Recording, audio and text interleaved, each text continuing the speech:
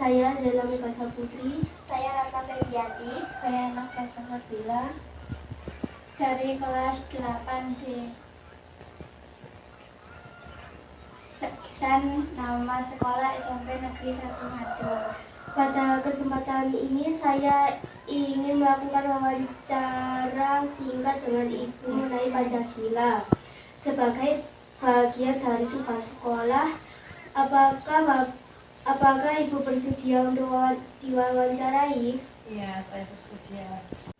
Apakah boleh tahu nama dan jabatan Ibu di desa ini? Ya, nama saya Ibu Ika Isa Fitri. Saya adalah anggota BPD di Desa Maguan ini. Berapa umur dan alamat rumah Ibu? Umur saya 41 tahun, alamat saya RT 7 RW 3 Desa Maguan, Kecamatan Ngajur. Menurut Ibu, apa itu Pancasila? Pancasila adalah dasar negara Indonesia sekaligus pedoman hidup bangsa dalam bernegara dan juga bermasyarakat. Bagaimana pandangan Ibu dalam penerapan Pancasila sila ke-1 di masyarakat?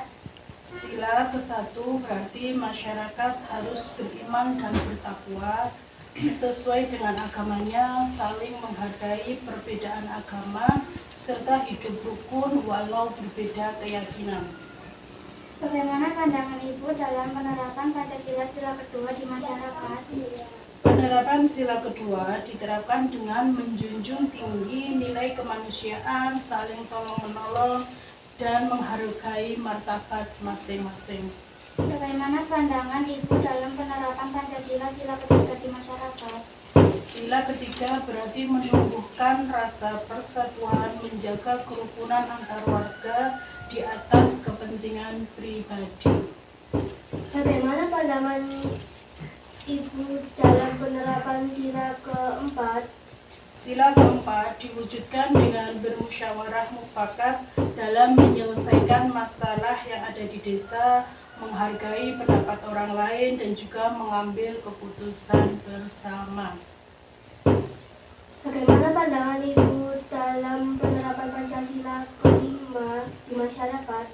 Sila kelima tercermin apabila dengan sikap adil, misalnya pembagian bantuan yang ada di desa dibagikan secara merata, tidak membeda-bedakan warga, serta menciptakan suatu keadilan.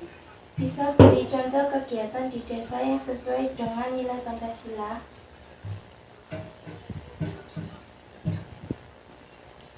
Ya, posisi kamar di rumah, Pak. Nomor 7. Oh ya.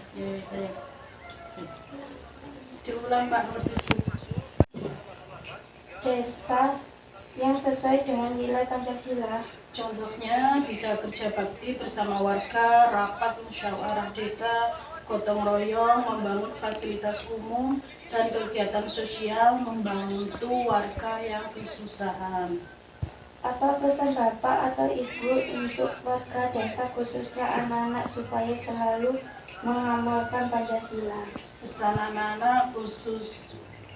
saya khususnya untuk anak-anak harus belajar yang rajin, menghormati orang tua, berteman tanpa membeda-bedakan suku atau agama, selalu aktif juga ikut di kegiatan yang ada di desa.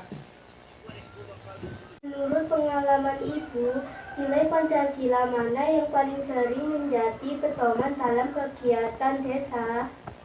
Kalau kita berbicara tentang Pancasila, tentu kelima silanya itu saling berkaitan dan tidak bisa dipisahkan.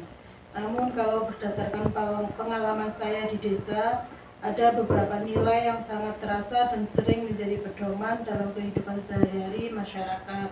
Yang pertama tentu saja sila ketiga, Persatuan Indonesia. Di desa ini warganya cukup beragam, baik dari segi pekerjaan, pendidikan, maupun latar belakang keluarga. Kadang ada yang berbeda pendapat, tetapi pada akhirnya mereka selalu kembali pada semangat persatuan, bahwa kita ini satu bangsa, satu tanah air, dan satu tujuan, yaitu membangun desa kita agar lebih maju. Nilai Pancasila ini terlihat jelas misalnya saat ada kerja bakti, perayaan hari besar nasional, atau kegiatan keagamaan. Semua warga tanpa memandang perbedaan bisa bergotong royong bersama-sama. Selain itu, sila kelima, keadilan sosial bagi seluruh rakyat Indonesia juga sering jadi pedoman ketika ada pembagian bantuan sosial dari pemerintah. Kami sebagai aparat desa berusaha agar pembagiannya adil, tidak ada yang merasa diistimewakan, dan semua warga benar-benar membutuhkan bisa mendapatkan haknya. Hal ini penting agar tidak menimbulkan kecemburuan sosial. Sila kedua, kemanusiaan yang adil dan beradab juga sering kami terapkan, misalnya dalam membantu warga yang sedang terkena musibah. Jadi bisa dikatakan bahwa hampir semua sila Pancasila selalu hadir dalam kehidupan masyarakat desa, tetapi persatuan, keadilan, dan kemanusiaan itu yang paling nyata dirasakan sehari-hari. Apakah ada tantangan dalam menerapkan nilai-nilai Pancasila di masyarakat? Bagaimana cara mengatasinya? Kalau ditanya soal tantangan, tentu ada. Penerapan nilai-nilai Pancasila di masyarakat desa memang tidak selalu mudah. Salah satu tantangan yang kami hadapi adalah masih adanya sebagian warga yang kurang memahami makna Pancasila secara mendalam.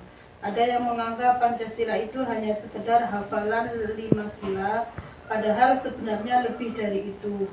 Pancasila harus dijalankan dalam sikap dan perilaku sehari-hari. Tantangan lain adalah soal perbedaan kepentingan. Dalam musyawarah desa misalnya, seringkali muncul perbedaan pendapat yang cukup tajam. Kalau tidak hati-hati, perbedaan ini bisa menimbulkan konflik kecil. Tapi disinilah peran Pancasila terasa, terutama sila keempat tentang kerakyatan yang dipimpin oleh hikmat kebijaksanaan dalam permusyawaratan atau perwakilan. Kami selalu mengingatkan warga untuk mengutamakan musyawarah, mencari titik temu, dan tidak memaksakan kehendak. Selain itu, pengaruh teknologi dan media sosial juga menjadi tantangan tersendiri. Informasi yang beredar sangat cepat, kadang ada berita bohong atau hoaks yang bisa menimbulkan perpecahan di masyarakat. Untuk mengatasinya, kami aparat desa berusaha memberikan pemahaman kepada warga agar bijak dalam menerima informasi. Kami juga sering mengadakan kegiatan yang bisa mempercepat persatuan, misalnya kerja bakti atau lomba desa, apalagi saat ini masih dalam rangka Hari Kemerdekaan. Dengan itu, kegiatan seperti itu warga jadi lebih akrab, lebih rukun, otomatis nilai-nilai Pancasila bisa diterapkan dengan lebih baik.